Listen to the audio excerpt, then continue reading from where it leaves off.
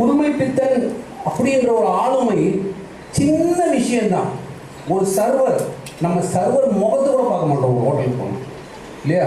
நம்ம போனால் நம்ம இந்த இந்த இந்த ஸ்க்ரீன் விஷயத்துக்கு தான் வந்துட்டு இருக்கேன், இப்போ ஸ்லோவாக பார்க்க மாட்டோம்.